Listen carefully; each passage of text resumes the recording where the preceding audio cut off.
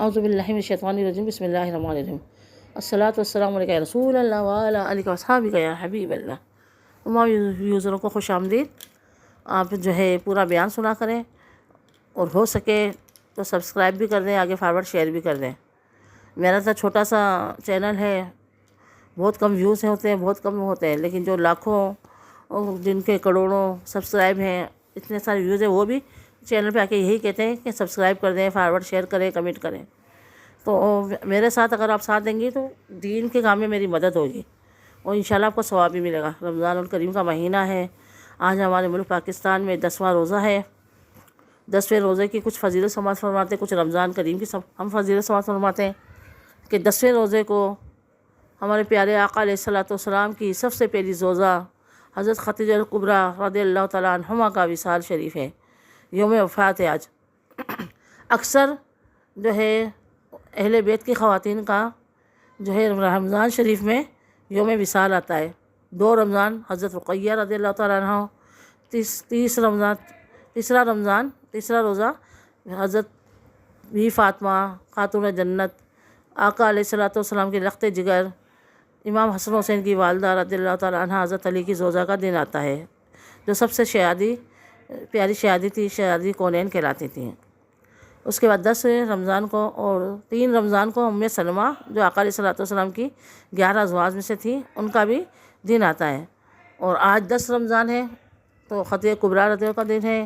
20 رمضان کو حضرت عائشہ رضی اللہ تعالیٰ کا دن آئے گا، حضرت علی کا 21ویں روزے کو دن آئے گا۔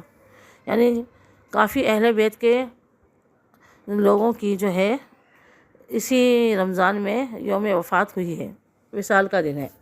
آئیے پھر خدیجہ کبریٰ رضی اللہ تعالیٰ عنہ کی سیرت پر سماعت فرماتے ہیں کہ ماشاءاللہ سے یہ آقا علیہ الصلوۃ والسلام کی وہ زوجہ ہے کہ انہوں نے آقا علیہ الصلوۃ والسلام کا ہر محاذ پر، ہر گھڑی، ہر لمحے ساتھ دیا۔ حضرت عائشہ کے سامنے ہمارے آقا علیہ الصلوۃ والسلام فخر فرماتے تھے حضرت خدیجہ الکبریٰ رضی اللہ تعالیٰ کی ذات پر۔ تو حضرت عائشہ کہتے ہیں آپ ابھی بھی ان کو یاد کرتے ہیں؟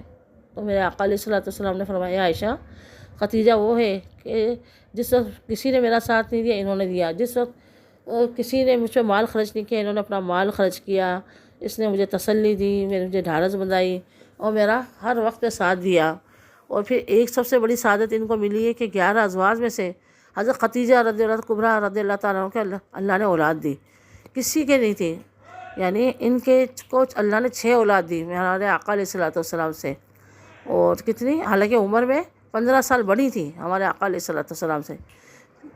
4 بیٹیاں عطا فرمائیں، پہلی بیٹی حضرت زینب، دوسری حضرت رقیہ، تیسری ام کلثوم، چوتھی حضرت کونین شہزادی کونین حضرت فاطمہ رضی اللہ تعالیٰ عنہما، اور 2 شہزادے دیے عبداللہ اور قاسم، اور ماریہ قبطیہ ایک لونڈی تھی، کنیز تھی، جن سے آقا علیہ الصلوۃ والسلام کے حضرت ابراہیم پیدا ہوئے۔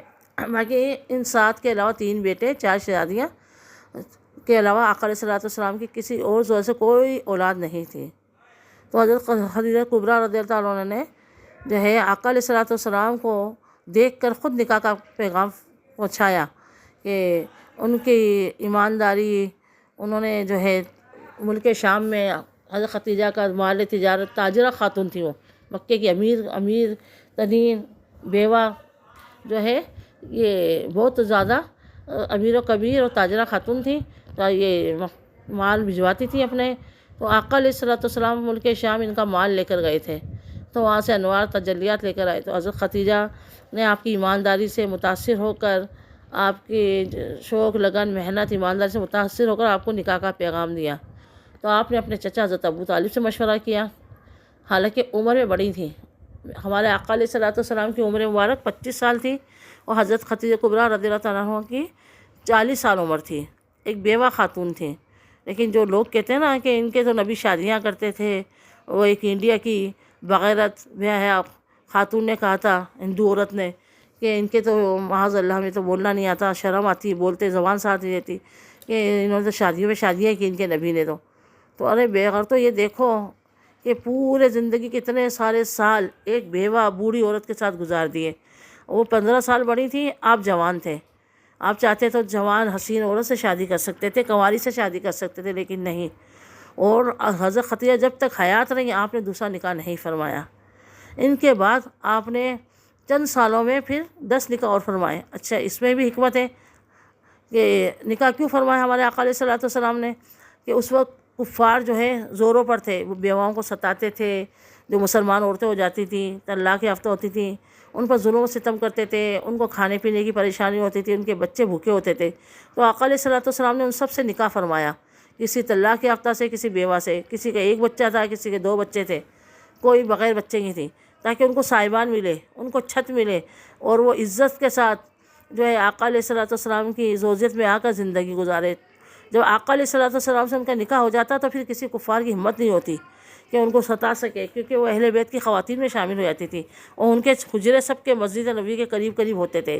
حضرت عائشہ کا تو بالکل مسجد نبوی میں تھا، اور حضور صلی اللہ علیہ وسلم کا حجرہ مبارک اب اسی میں ہے، روضہ رسول اسی میں ہے۔ حضرت عائشہ اور حضرت حفصہ رضی اللہ تعالیٰ کے مکان کو اور بی فاطمہ کے مکان کو، جو ریاض الجنہ ہے، اس کے اندر حضور صلی اللہ علیہ وسلم کا جو روضہ ہے اس کے اندر لے لیا گیا ہے۔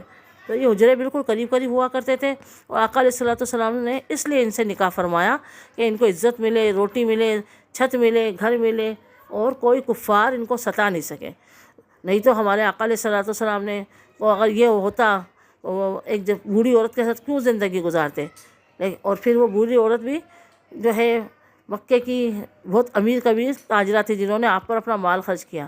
آقا علیہ الصلوۃ والسلام کو جب سب سے پہلے وحی آئی غار حرا میں، یہ دیکھیں، جب دیکھیں ابھی اسلام آیا نہیں ہے، حضور صلی اللہ علیہ وسلم کو ابھی جو ہے کہا نہیں گیا ہے، لیکن پھر بھی وہ اللہ کی عبادت کرنے کے لیے غار حرا اتنا اونچا ہے، اتنا اونچا ہے کہ ابھی ہم جیسے تو چڑھ ہی نہیں سکتے، 1-2 گھنٹے آنے کے، اوپر چڑھنے کے، 1-2 گھنٹے نیچے اترنے کے لگ جاتے ہیں۔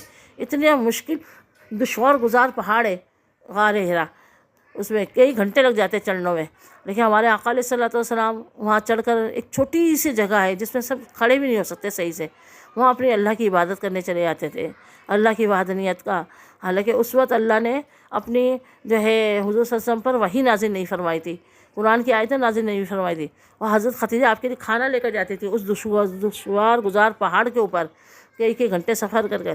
جب آقا علیہ الصلوۃ والسلام پر پہلی وحی آئی، اقرأ بسم ربک، یہ سورہ علق کی چند آیتیں پڑھ اپنے رب کے نام سے، حضرت جبرائیل امین آئے تو آقا علیہ الصلوۃ والسلام کے دل میں خوف پیدا ہو گیا۔ ظاہر ہے اچانک ایک اتنی اونچی جگہ پر ایک فرشتے کو دیکھا، انہوں نے حضور صلی اللہ علیہ وسلم کو بھینچا، دبایا، تو آپ پر تھوڑا سا کپکپی طاری ہو گئی، اور آپ گھر پر آئے تو آپ پر کپکپی طاری ہو گئی۔ آپ نے حضرت ختیجہ سے کہا مجھے بالا پوش اڑا دو، یعنی بالا پوش کمبل، یا ایھا المدثر یا ایھا المزمل، اس کا مطلب ہے مجھے کمبل اڑا دو، بالا پوش اڑا دو، یعنی اس کا مطلب ہے اے بالا پوش اوڑھنے والے، ایک کمبل لپیٹنے والے، یا ایھا المدثر یا ایھا المزمل۔ تو حضرت ختیجہ نے ان کو کمبل اڑا دیا، اور پھر حضور صلی اللہ علیہ وسلم نے جب افاقہ ہوا، تھوڑی کپکپی ختم ہوئی تو سارا ماجرا بیان کیا۔ تو حضرت ختیجہ نے فرمایا اے میرے سر کے تاج، اللہ تعالیٰ تو آپ کے ساتھ غلط نہیں کر سکتا، کیونکہ آپ امین ہیں، صادق ہیں، سچے ہیں، آپ حقداروں کو حق دیتے ہیں، تو آپ کے ساتھ کوئی غلط نہیں ہو سکتا۔ پھر آپ اپنے چچا ذات بھائی چچا کی یا چچا کی خدمت میں، ورقہ بن نوفل کی خدمت میں لے کر گئیں۔ یہ اس وقت کے راہب تھے، کیونکہ اسلام تو آیا نہیں تھا، یہ اس وقت عیسیٰ علیہ السلام کے مذہب پر قائم تھے، اور ایماندار تھے، نیک شخص تھے۔ تو جس طرح ہمارے مولوی ہوتے ہیں، عالم ہوتے ہیں، دم درود کرتے ہیں، مسئلے مسائل بتاتے ہیں، تو وہ اس وقت کے راہب تھے بہت بڑے۔ تو ان کے پاس لے کے گئی تو انہوں نے فرمایا کہ ان میں آخری نبی کے آثار دیکھ رہا ہوں، اللہ تعالیٰ ان کو نبوت سے سرفراز فرمائے گا، گھبرانے کی بات نہیں ہے۔ تو پھر جو ہے حضور صلی اللہ علیہ وسلم کو واپس لے کر آ گئے۔ سب سے پہلے حضرت ختیجہ عورتوں میں ایمان لے کر آئیں، 4 لوگ سب سے پہلے ایمان لائے، عورتوں میں حضرت ختیجہ، بچوں میں حضرت علی، اور مردوں میں حضرت ابوبکر صدیق، جوان مردوں میں، اور غلاموں میں حضرت زید بن حارثہ۔ یہ 4 افراد خاموشی سے انہوں نے اسلام قبول کیا، اور کافی دنوں کے بعد یہ چھپا کے رکھا، پھر آہستہ آہستہ اسلام کی تبلیغ کی۔ ان کے نام میں بڑی تکالیف آئی، بڑی مصیبتیں آئیں۔ حضرت ختیجہ رضی اللہ تعالیٰ عنہ جب اپنا کھانا بناتی تو پہلے چھوٹی چھوٹی دیواریں ہوتی تھیں حضور صلی اللہ علیہ وسلم ان کے گھر کی، مٹی کے کچے مکان ہوتے تھے، چھوٹی چھوٹی دیواریں ہوتی تھیں، تو آپ کی چچی جو ہے ابو لہب کی بیوی برابر میں سے آپ کی دیوار میں کھڑی ہو کر آپ کی ہنڈیا میں کنکر مٹی ڈال دیتی تھی، آپ کے گھر میں گند ڈال دیتی تھی، حضرت ختیجہ صفائی کرتی تھی، کھانا خراب ہو جاتا تھا، آپ پر بڑے ظلم کے پہاڑ توڑے گئے۔ حضرت ختیجہ نے بھی صبر و شکر کے ساتھ ساتھ دیا آپ کا، اور جو ہے آپ کی دلجوئی کی، آپ کی غم گساری کی، آپ کی ہمت بنائی، آپ کا حوصلہ بڑھایا۔ تو ایسی خاتون پر جو زوجہ رسول ہے، لاکھوں کروڑوں اربوں سلام، اور ان کو یہ جنت کی عورتوں کی سردار بھی ہوں گی بی فاطمہ کے ساتھ۔ اللہ تعالیٰ تبارک و تعالیٰ ان کو سلام کہتا تھا، یعنی حضور صلی اللہ علیہ وسلم کے ذریعے حضرت خدیجہ رضی اللہ تعالیٰ کو سلام کہتا تھا۔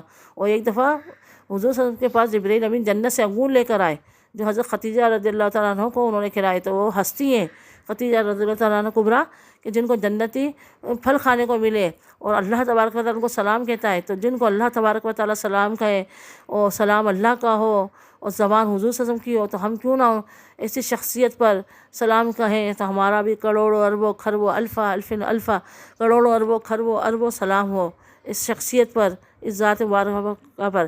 تو ان کے نقش قدم پر چلیے کہ انہوں نے کس طرح آقا علیہ الصلوۃ والسلام کے ساتھ زندگی گزاری، کم پسر میں، غربت میں۔ بعد میں تو سب کچھ مل گیا تھا، لیکن شروع کے حالات بہت کٹھن تھے، بڑی مشکلات تھیں۔ جب اسلام کا دورہ تھا، شروع میں اسلام پھیلایا تھا، تو ہمیں بھی چاہیے اپنے شوہروں کی اطاعت کریں، ان کی حوصلہ افزائی کریں، ان کے ہر قدم پر ان کے ساتھ کھڑے رہتے ہیں۔ انشاءاللہ تعالیٰ اللہ تبارک تعالیٰ ہم سے بھی خوش ہوگا، جیسا حضرت خدیجہ رضی اللہ تعالیٰ سے خوش ہوا۔ تو اللہ تبارک و تعالیٰ سے دعا جو سنا سو عمل کرنے کی توفیق عطا فرما، اور خوب خوب خوب خوب حضرت خدیجہ رضی اللہ تعالیٰ کی سیرت پر ہمیں چلنے کی سعادت عطا فرما۔ آمین آمین بجاہ نبی الامین وما علینا الا البلاغ المبین، صلی اللہ تعالی وسلم۔